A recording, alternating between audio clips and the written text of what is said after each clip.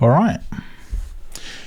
It's time to talk about Tableau Conference. Depending on when I launch this video, this time next week, the keynote will be taking place or will have taken place. And I've titled this video, The Elephant in the Room. I will explain the context for that in this video. I think it's probably one of the most important Tableau conferences in a long time. That is probably one of the elephants in the room. But it's also important to set some context. It's also important to maybe follow up the Whiplash video I made last couple of weeks ago, and really touch on, I think, my expectations for conference as well. So yeah, this is another one of those videos. There's a timestamp below, no editing, just me, camera, as ever. Let's get stuck in. So conference is coming up. There is a lot to touch on, but there is not enough time to cover all of it. I couldn't start this video without mentioning the video that Action Analytics have just made on their channel. I'm looking at it. What I'll do is I'll grab some screenshots and I'll put them in this video. You'll probably ask, well, Tim, why have you blurred out the screenshots? And it's quite simple. I want you to go and watch the video. If I show you the screenshots, you'll get a large percentage of the value without actually going to watch the video. So I want you to go and watch the video because I think it's a great context setter for the conference. If you haven't got however long this video is to find out what's going on, this video in 20 minutes encapsulates what I think everyone should be paying attention to at the Tableau conference. And I couldn't have put half of the points better myself. I would have rambled. The graphics in this are great. There's some really good points. And actually, you can figure out what audience you're part of and go to conference with some really sort of focused perspective. And I think that's super important for this conference for lots of reasons. So please go and watch this video. It's the best thing I've watched this week related to Tableau. You know, lots of people will write stuff, lots of people will post stuff. I think video has, whenever people make videos, I always find sometimes it's quite easy to dismiss because it's not written format and it's not the format that most people maybe like to consume. But there is so much value in this video that I think if it was a written post, everyone would be sharing it. So please go and watch this video. It's super important. The things I liked from this video are, I think, the way they set the product landscape. It's given me another idea for another video, which I'll talk about later. It set the context for the target audience for conference really nicely, which I think is super useful. They've set out some of the possible outcomes for conference, which I think is, again, super important. We'll touch on some of them in this video. And then at the very end, they talk about the keys to success. What should a product in today's landscape be doing for users in order to keep them happy? And again, it set this out really beautifully. I can't stress it enough. Go watch the video. Now, another bit of housekeeping. When I made the Whiplash video, something really strange happened, which is about a week after I made the video, I learned so much more about, I guess, the situation that the video almost, to me, immediately became out of date. And this is sort of a weird thing where a lot of people said to me, well, if you hadn't made the video, we wouldn't have had this conversation. And so in a really sort of positive way, I want to say thank you to everyone who's reached out. I had everyone from developers inside of Salesforce all the way to former executives of Salesforce or Tableau, in this particular case, reaching out to me to share their perspectives and share their context. Some of it off the record, some of it on the record. It was a really eye-opening experience, and I really value that feedback. And part of why I do what I do is because I take that context, but I kind of use that context to make what I share with you more useful and more sort of concise. A lot of people will say, hey, Tim, why don't you talk about this, and that? And I think it comes from a place of respect, really. You know, these perspectives only are forthcoming if people understand that you respect where they come from and the context they have. What I then do with that context is really important for how I then communicate content in these videos and how I sort of structure what I do. So I want to say thank you to everyone who reached out, who spent at least 30 minutes in some cases, more in other cases, just sort of walking me through some context that I missed, some context I should have highlighted, and things that I will definitely watch out for going in the future. I'm not going to go through all the details, but I think the comments pretty much sum up enough of the important things. And for all the things I missed, I'll definitely bring them up in the future again as I cover different things, some in this video, some in another video. But what it has taught me is that I need to take a little bit more time collating specific types of thoughts and specific types of opinions with not just evidence, but with some additional sort of context to really drum the point home. I wouldn't change any of the points I made in that video. I'm not saying that. What I am saying is I think I needed to dig deeper into some of them. And I think the best way I'm going to be able to do that is through something I'm planning post-conference, essentially something written that I think will support this kind of stuff much, much better than maybe a video will. But this is all to say thank you for the feedback. Thank you for getting in touch. I really, really appreciate it. And yeah, we've got some interesting things we're going to do with all of that advice. Stay tuned and you'll find out what that is. Okay, now, why on earth did I choose the title I chose for this video? Elephants in the Room. I actually think there's multiple. This is one of the most important, most consequential conferences for so many reasons. And the thing is, they're all unrelated, but they're related in some way or form because of the conference that's coming up. In another way, the best way to put this would be to think of each of these scenarios being uncomfortable truths that the conference needs to address but might not touch on, if that makes sense. So, no one sets out a conference to answer the question around whether or not the products, the product landscape is having an identity crisis, as an example. I'll come on to this in a minute. No one sets up a conference to, try and win your trust about the product roadmap. No one sets your, conference agenda with, this narrative around the impossible choice Salesforce has to make between their vision and the heritage of Tableau. No one sets out a conference. No one designs a conference to answer those kinds of questions. Conferences are designed to do a couple of things. First and foremost, they're actually a massive sales vehicle for Salesforce or Tableau. They're designed to bring salespeople, the customers, and product managers and product developers into the same room, so that essentially anyone who's planning what they're going to achieve this year or next year with the product in mind can come, see that vision, and align with that vision and say, yes, okay, I have confidence in order to do this. That big renewal we've got coming up, we have the confidence in order to be able to renew and continue their relationship. In other cases, some people come to conference to learn what the relationship has to offer, and they might start new relationships with Salesforce or Tableau. In other cases, if you're me, if you're many other analysts at the conference, you're coming to learn, you're coming to understand what has the product got for me in this sort of upcoming year, for me to be able to deliver on my goals and the expectations people have on me. So for lots of different reasons, whether it's certification, sales, customer, maybe you're just someone who follows the industry really, really closely and you're monitoring everything that's going on. There are so many competing interests at conference. Each of those will put you in an audience. An audience is going to be looking for very specific messaging. And so one of the big challenges of a conference is actually getting all of those messages across. And that's typically done in the product keynote and then the subsequent sessions that follow. Some of them are product sessions. Some of them are, keynote sessions or standout sessions. Some of them are fun things like Iron Viz, where we get to see what people can do with the product in a short amount of time. There's so many different vignettes that sort of congregate at a Tableau conference. And this conference is, I think, one of the most important conferences in a long, long time.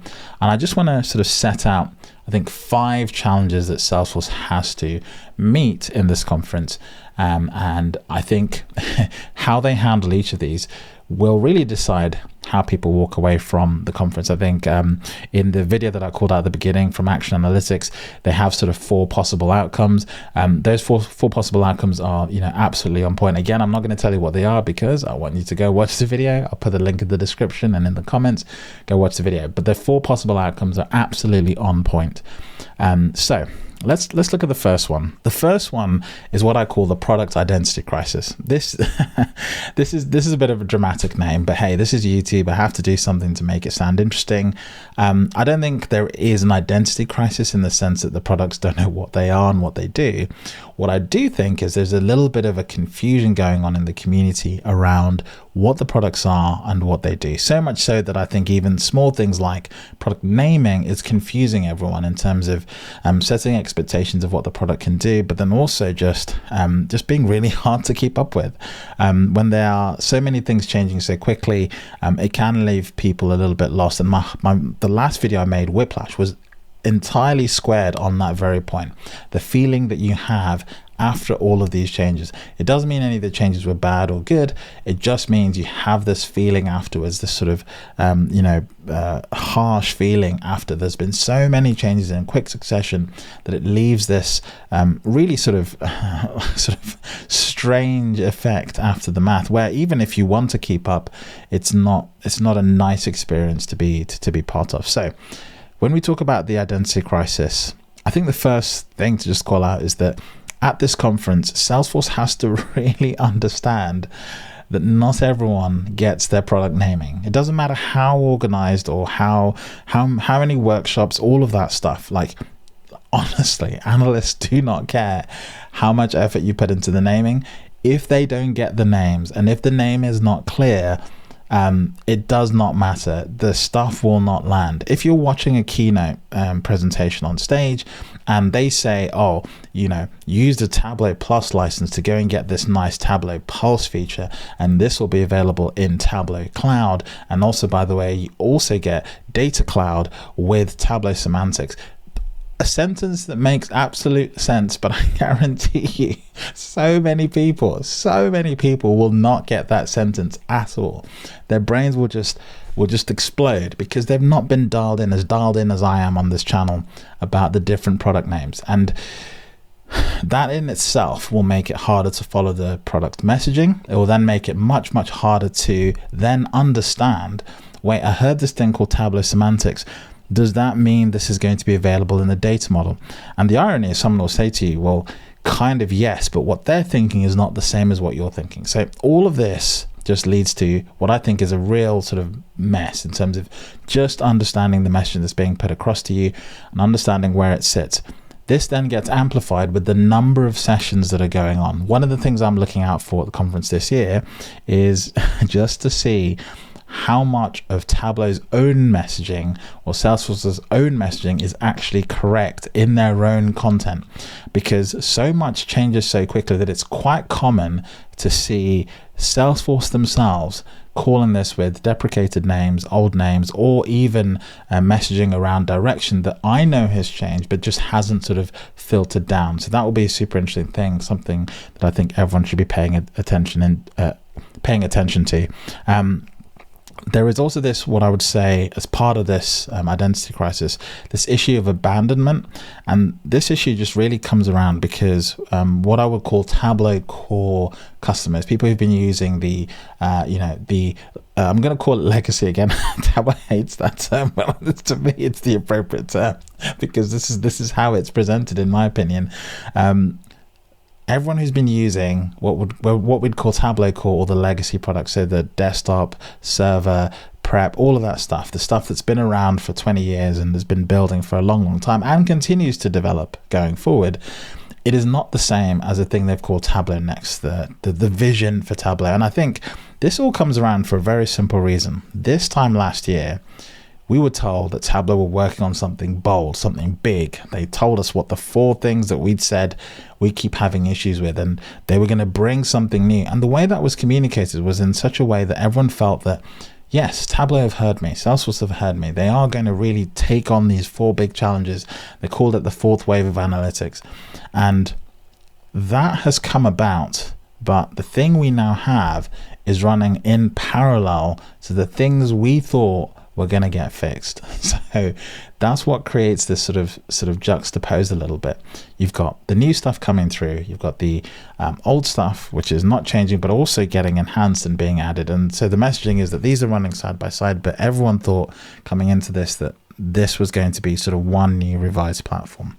And so people don't want to be left behind. They don't want their product to get left behind. So again, lots of people will come to conference trying to discern where the focus is. Is the focus on the new stuff, or is the focus on the stuff that people use and are passionate about? And that doesn't mean that balance is going to be as it's presented. When you're marketing, you kind of have to play your hand a little bit and biased towards the direction you'd like your customers to go. It doesn't mean that's where most of your customers are. So what I expect to see at conference is a strong bias towards Tableau Next, Tableau Semantics, Data Cloud, but in reality, the majority of the people at the conference won't be heading in that direction. They might not have even considered going in that direction, and they just might find starting to think about that stuff really, really hard. So I kind of bucket that all into what I call the identity crisis. Just people trying to figure out what product they're using, where it's going, and where Salesforce's focus is in that whole entire product suite. I think that's a really, really key point. The next one is the let's call it the Salesforce integration challenge. Salesforce acquired Tableau now over 5 years ago. This has been an acquisition that's existed for a long time, and I think people were sort of waiting for that moment when Salesforce would imprint itself onto the Tableau product suite. And initially, we thought that was happening with some of the really, really early changes that came about. We saw things like layoffs. We saw things like restructuring. We saw the whole Tableau executive changeover, pretty much almost entirely. From a product perspective, I started noticing a lot more product managers and individuals coming over from what I would call Einstein Analytics or Salesforce CRM Analytics over to the Tableau ecosystem. And this thing always sort of stuck out to me, which is whenever a Salesforce employee sort of tells you their history, they always tell you how long they've worked at Salesforce. And it started to become very, very clear very quickly, to me at least, when product managers or anyone who'd worked in the Tableau ecosystem would say, hey, I've been at Salesforce for 7 years, working on Tableau for 2 years. And I'm like, interesting. They're clearly individuals who are coming over from the Salesforce world into the Tableau ecosystem. Likewise, there were also lots of people who've worked in Tableau this whole time, and they've never left. They're still there. They're still doing great work. And I'm not saying either of these groups have any sort of differences. They're all very talented, very smart people. But what it does signal to me was a change in culture, a change in approach, a change in style, and some of those manifested in very sort of public ways. Number one, Salesforce likes to put on a show. It's just the kind of company they are, and this comes from the top down, if that makes sense. All you have to do is look at Mark Benioff and the way he presents and understand that if he presents in a certain way and everyone else in the keynotes that he's in presents a certain way, then that culture comes from the top down all the way into the Tableau products and everything that we see as long-standing Tableau users. We've seen so many conferences right from when Tableau was tiny. I remember my first ever conference. I went to Seattle. It was nowhere near as big as it used to be. In the later years, I think the biggest conference I remember going to was 2016. 2016 was in Austin. 2017 was in Vegas, and then they were all in Vegas up until 2019. Those were absolutely ridiculously large conferences. I don't think conferences will ever be that big again. COVID happened, but all of this to say, there was a real vibe shift in terms of that sort of integration piece. But what we're seeing now is something completely different.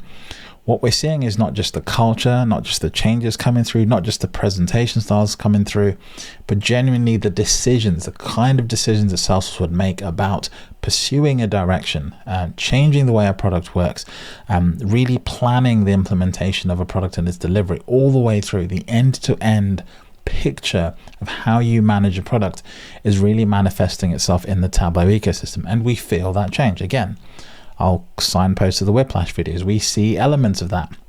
And I don't think I was unfair when I said that, look, it really feels like Salesforce likes to lead with the vision and then the product follows. That is, I think, a fair way of explaining how Salesforce does actually do a lot of its work. It does often lead with a vision. It gets customers behind that vision. Think of it as like an A/B test of where they want to go. And then once it has that vision and people have aligned to it, once they gain traction, they try and build things very, very quick. There's a big problem with that though. What happens when the limelight is no longer on that thing?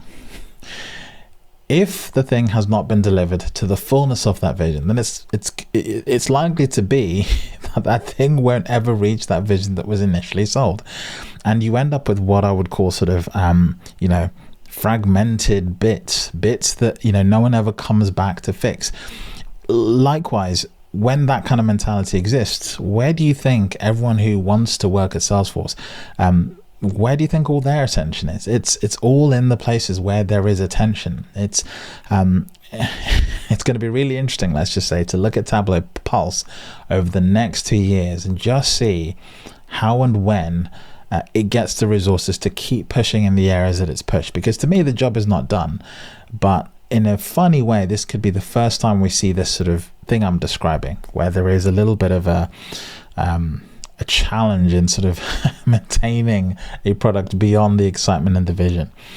Now, the other thing is, Tableau customers just don't get excited about Salesforce. And I kind of explain this as the what have you done for me problem. This is sort of like a really hard one to explain. But I think a lot of individuals within Salesforce just do not understand why there is so much negative sentiment for Salesforce. And it's because of many of the reasons I've described: the layoffs, the change. There's a little bit of a threat when a company buys another company, and there is always going to be a little bit of anxiety. However, Salesforce has not done enough to create some sort of psychological safety for us to feel confident that the product is going to go in the right direction. And it's not done that by changing names all the time, layoffs, a whole bunch of decisions, completely unrelated, completely in response to what I would call very typical market effects or product effects. But in culmination, they leave a nasty taste in sort of everyone's mouth. And so even though the turnover in various roles is quite quick within Salesforce, that organizational context of what has happened over a long period of time seems to just be forgotten. And so in many ways, part of the Salesforce, let's say, integration challenge is about perception. It's about anxiety towards more change in the future. It's about, planning what you're going to do with your analytics solutions. People want to know that Tableau is still going to be here in a few years' time, and they're still going to be able to build big, nice products off the back of it. And so there's a big disconnect between what I would say the marketing vision, the product delivery, and potentially the technical implementation of the whole product suite.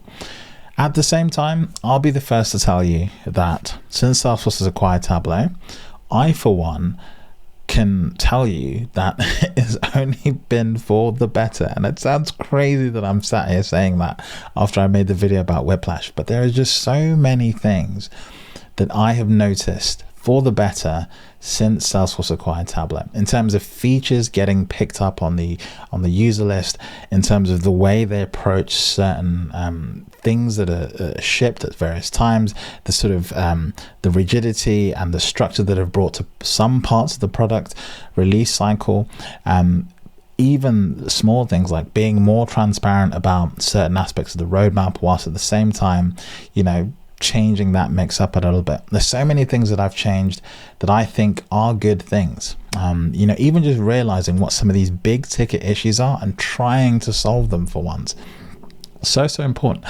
I used to, use the product a long time ago, and I did wonder, man, how are Tableau going to solve these really, really big problems? These are the kind of problems that just require to start from scratch. That's why I made a video about the ideal version of Tableau, because I really genuinely thought there just comes a point where you have to scrap this and start again. But you take the best things from your heritage and you bring them into this new thing. You sort of reimagine them for today's world. And I think Salesforce have tried to do that. And that is a really hard thing. And it does leave certain aspects of the product in a better place. Salesforce, being able to underpin much of the Tableau ecosystem does leave the Tableau ecosystem in a better place. The reality is that I can sit here and tell you this and you probably won't believe me, and at the same time it's not my job to have to sort of convince you. It's actually Salesforce's job to have to convince you that these things are all good things. They're clearly just not doing a great part of communicating those things. There are also just some people who just don't like the brand, and that's something you're never going to be able to change.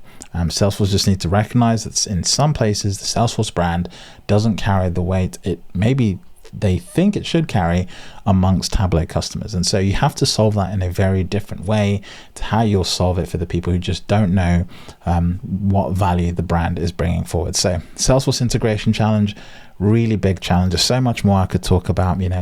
I could talk about Agentforce, I could talk about the rest of CRM, but I'm not going to, because I'm not an expert at those things, and there will be customers who do like those aspects. But this to me is another elephant in the room. How does Salesforce continue to communicate the value of integrating itself and Tableau into the whole entire Salesforce ecosystem? Huge challenge. Someone needs to answer the question, but it's going to be a pretty hard one to answer at conference when people don't want to hear that term.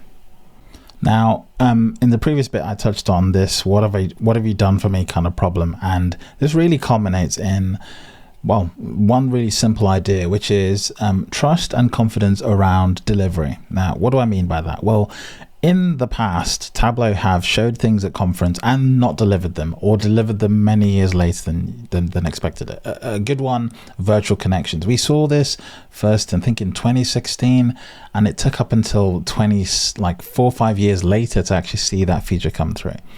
Equally, there's been so many other features that we've seen at conference that have never materialized. The one that I think comes up most recently is Tableau gestures. There was a big push around Tableau gestures. That was a demo that I think won BI Bake Off. We saw it at conference. It's really impressive. Just use a webcam. It definitely felt like something that was about to ship. Didn't ship. Okay, so to date, there are just so many notable examples. And this, to be fair, this has happened even before Salesforce acquired Tableau. This has been a running theme of Tableau well before Salesforce acquired Tableau. But the problem carries through because in the more recent years, what we've seen is a subtle shift in, well, people's perception of how products are delivered and when they're delivered. So I've talked about this in other videos. When Salesforce announced a feature, there's typically multiple stages. The main one that you want to look out for is something called general availability. And actually, at the last conference, Tableau showed us a whole bunch of different features when they'd come out. And broadly speaking, they've stuck to that schedule. Whenever they've said, hey, this is coming out in this month or this quarter, generally speaking, it has reached that sort of ship point. And there might be some things that sort of get delayed. That is always due to just, I think, budget and resource. There's only so many engineers that can build a product. And so things have to compete to get on the table to get shipped out of the door.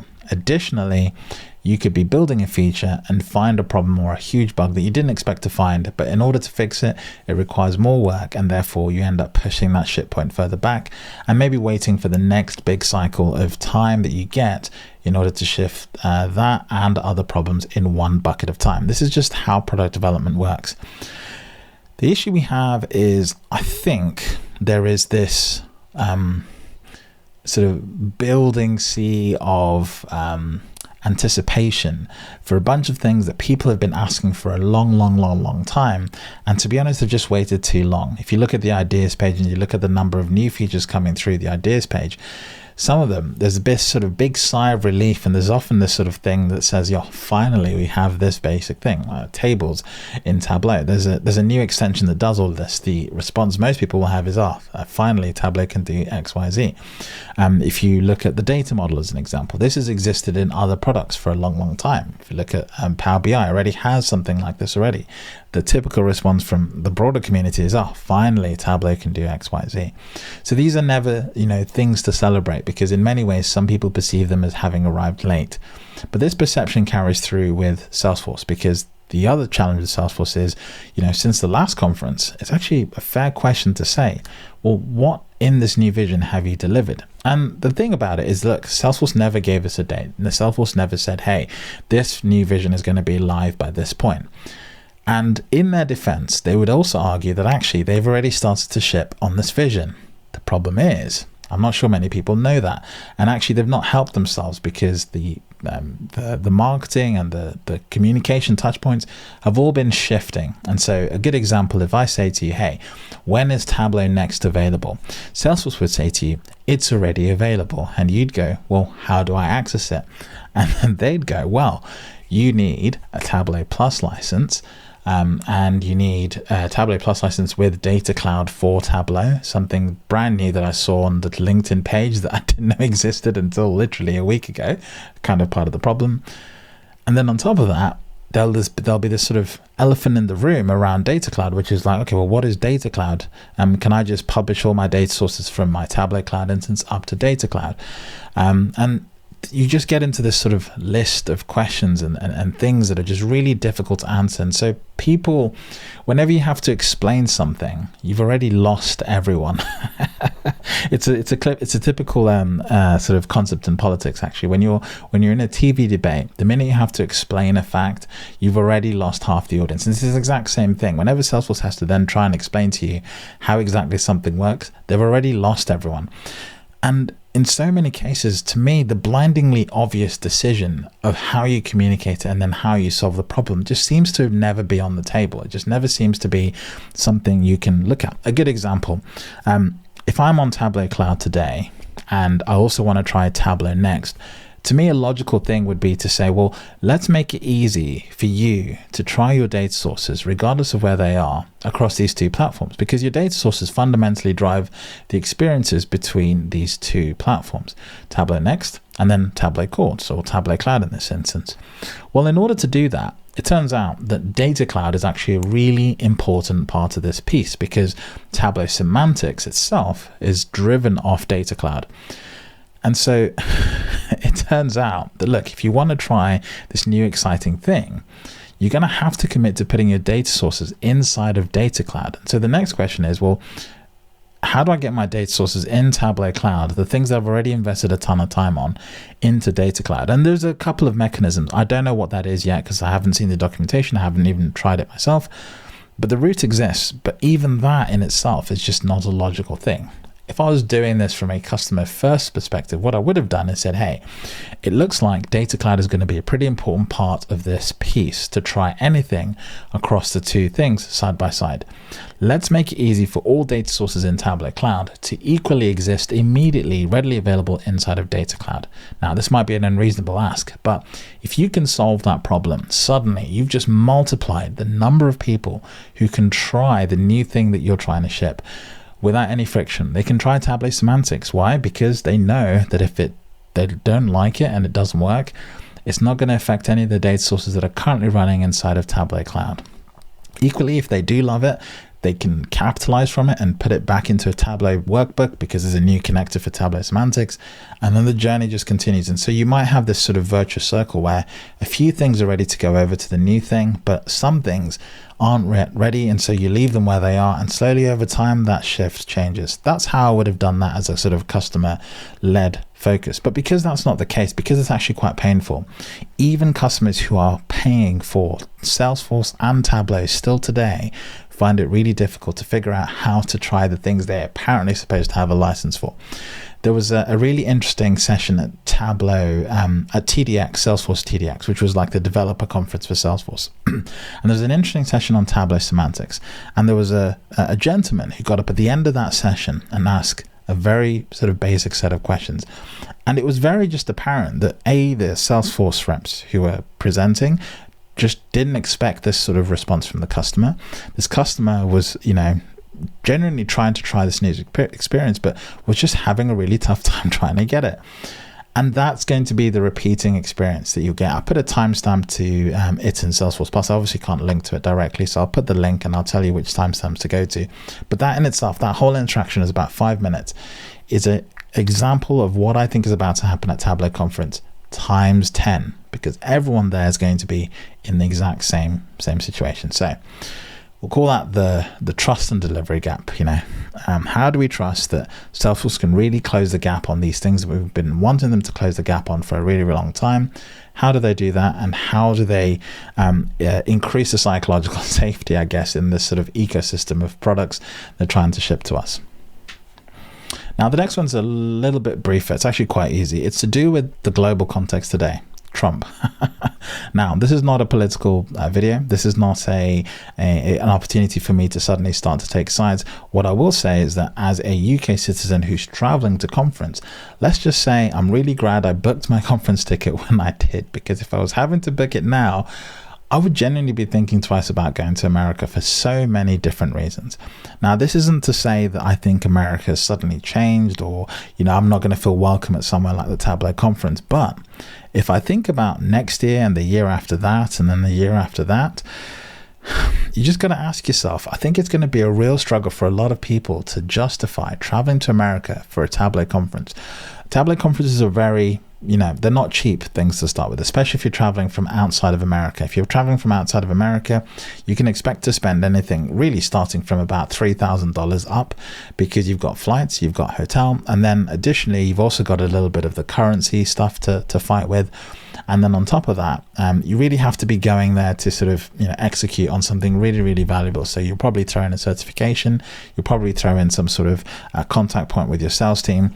And although this is corporate pricing, in reality, even so, in today's world, I think companies would really, really struggle to understandably send one person at roughly that price.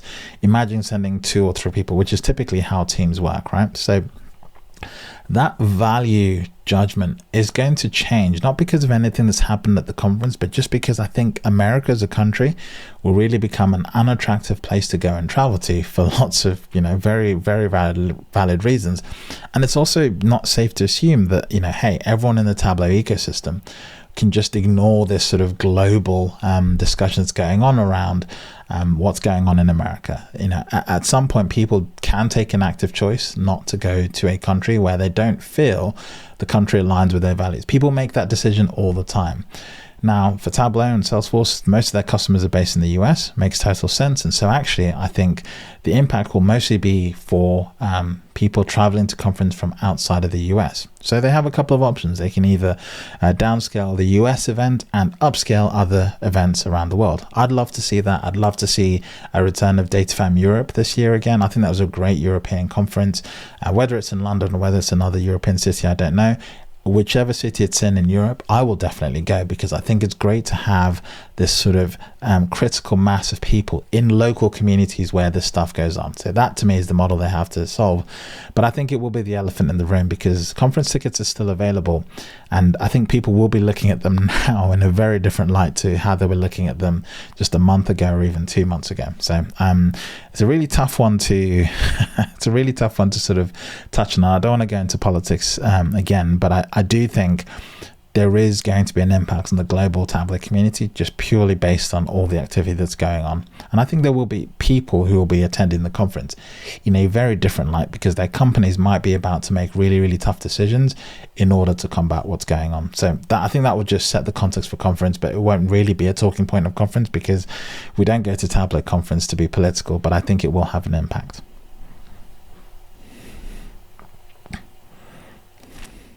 Last but not least, the impossible choice. I think it's actually impossible for Salesforce to answer all of these questions at conference, which means some people will leave conference disappointed, and it does mean they will fail on some of these sort of objectives. Now, it is possible that if they do enough segmenting of their customers and they have enough people on the ground in order to speak to those individual messages they need to, they can actually leave conference with everyone feeling great and getting the answers they need to. Ultimately, that's all that matters. If everyone who goes to conference can answer the key question they wanted to answer, and they can leave the event with not just faith in that answer, but a genuine confidence that that answer is the right one and it's going to deliver for them, then I think Salesforce will have succeeded. They will have done a great event. However, if they leave conference and they don't sort of solve all these different problems, in essence, they don't thread the needle, there'll be one of many sort of different outcomes. And I think, again, Action Analytics had a great sort of slide on this. Again, I'll blank it out on the screen here, but you should go check it out. I think those 4 points that they covered are absolutely on point, and they're absolutely the only 4 things that can happen. Really, when you go to a conference, there's so many people with different expectations, but the one thing everyone can align on is that the outcomes are very, very sort of narrow. You're either going to love it, you're either going to hate it, you might be indifferent, or you might just walk out with something completely unexpected. All of those things are on the table at this conference, but I genuinely don't think Salesforce can answer all of those questions. Some of those answers need to come from other places, the community, it needs to come from other partners who are at the conference. it's really going to take a collective effort from everyone who's participating to sift through the madness, understand each other, have a little bit more of tolerance in terms of messaging, and really listen in to what everyone's saying to really get that sort of common understanding built up around the event. So those to me are the sort of the 5 elephants in the room. I'd be curious to know what you think. Let me know in the comments below. I think I'm going to be covering conference in a very different way, because obviously I'll be there, I'll be physically there. So we'll do a little bit of a breakdown afterwards. We'll do our usual sort of deep and then short breakdown as well. It'll be just very different in terms of timings. I will try and stick to my classic, at least 48-hour sort of window, if that allows at the conference. But yeah, I think this is going to be a pretty big conference. I'd love to know what I've missed. I've definitely missed something. So please let me know what you think in the comments below. And yeah, I guess I'll catch you in the next one.